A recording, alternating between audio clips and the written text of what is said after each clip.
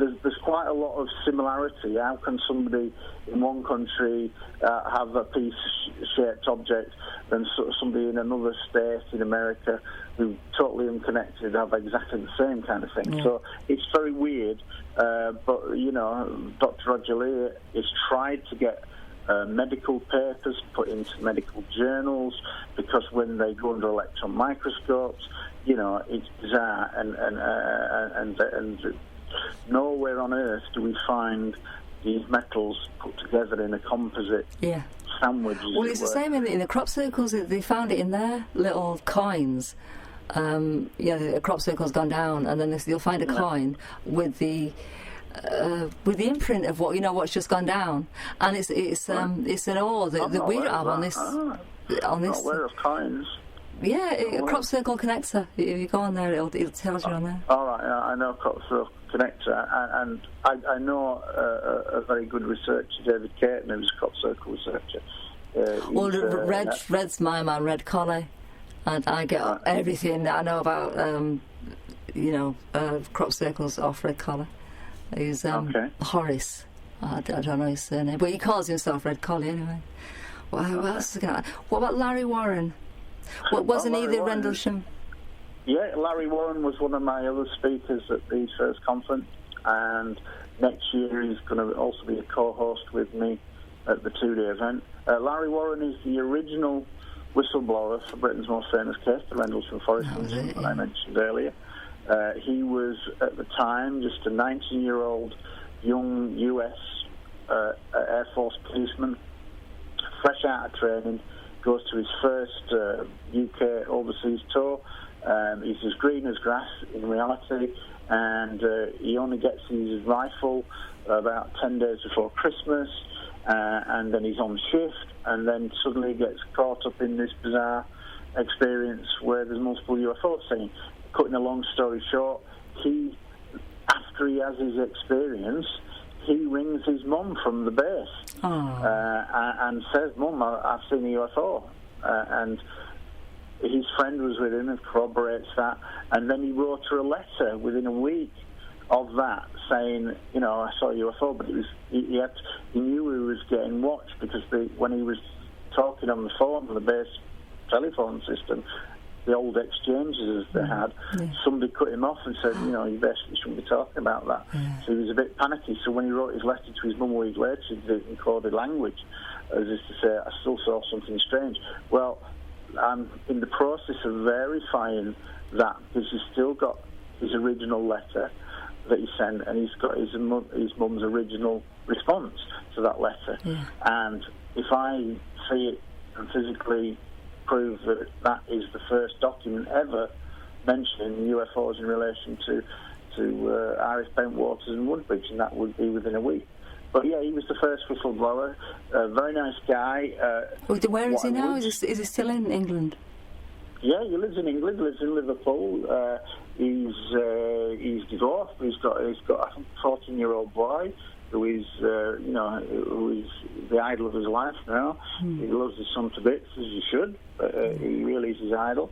But he has suffered a lot. He's a victim of the Rendlesham incident, as was Did he stay in the army? Burroughs. He stayed in for a couple of years, but he was medically discharged. He got an honourable discharge, and then he tried to get back in a year later, but didn't have him back. But quite a long story short, he is clearly, with many others, victims of getting caught up in something really bizarre, and the government, the Americans have covered it up, the British have covered it up, the MOD have covered it up. Nobody's telling the truth. But he's still a great guest, but he is he's the original whistleblower. I get on with him very well. I was supposed to see him on last week, but he had flu, so I couldn't go see him because I want to verify these documents. I wonder why he didn't go back home, back to live in America. I wonder why he stayed here. Well, I think he's been married twice, and I think they're both British girls that he's met and whatever. So, he still does. occasionally go back to the States, but he lives here, and he's the mother of his 14-year-old boys in the UK, so I think he stays for that reason. He idolises his son, and so that's why I think he stays in the UK. But he's a good guy, but, very much a victim. Has affected him in many ways, health-wise, drinking-wise. He found it very rough at times to cope with what happened to him. Yeah. Who's Peter Robbins? Peter Robbins is Larry Warren's co-author.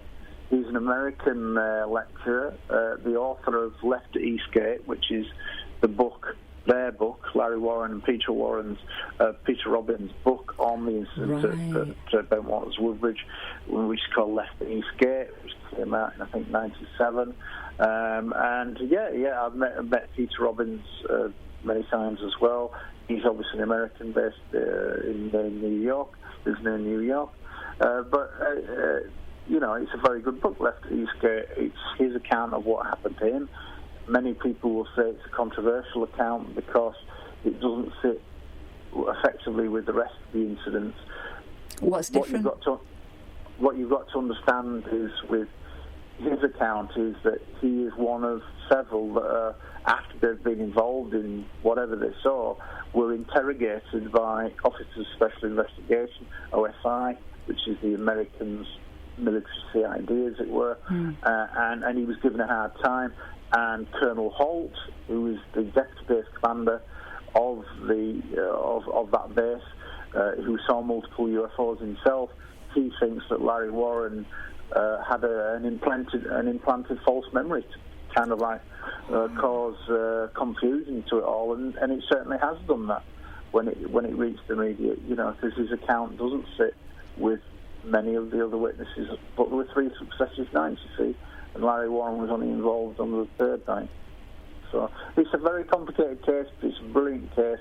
And even when you strip away personalities and strip away egos and things like that, it's still a fantastic UFO case with 3 successive nights of UFO activity. Would you say that was the best one so far in England?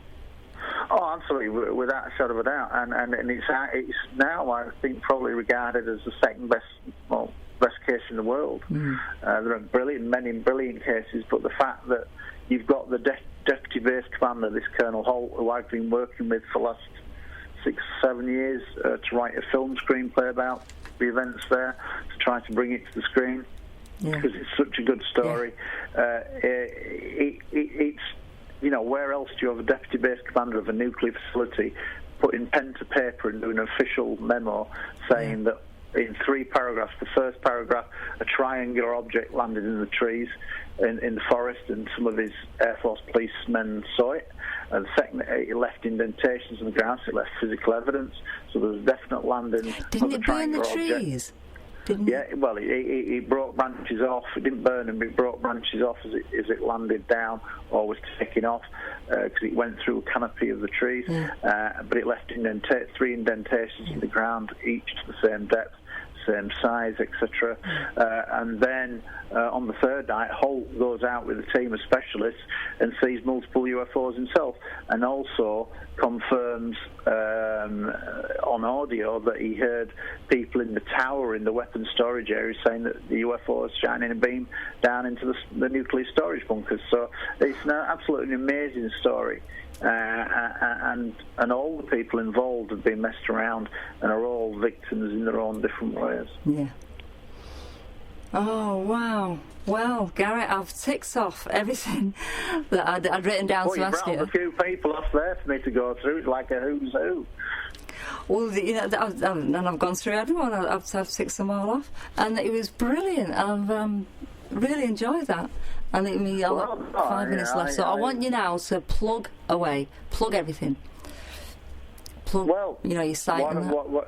What I would say is that if you don't know too much about the subject of UFOs, but you want to learn, then look at the UFO Truth Magazine website, put my name into Google, and you'll get lots of lectures about police officers, pilots, astronauts, radar operators, things like that. So I come from the very credible end, and that's all encompassed by UFO Truth Magazine, bi-monthly online So every 2 months online, 96 pages, and there's a special Christmas offer now that's running up until December the 24th, Christmas Eve.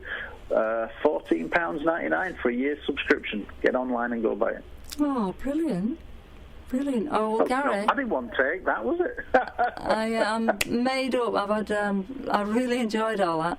And well, let me know I know a lot more now you get from your audience, and anytime you want me back, just let me know. Oh, well, that's what I was just going to ask you. Will you come back and tell me any new news you've got? Absolutely. So Lovely. it won't be until I get back in mid-February from my travels, but there's lots of things we can talk about, and let's see what feedback you get from your audience.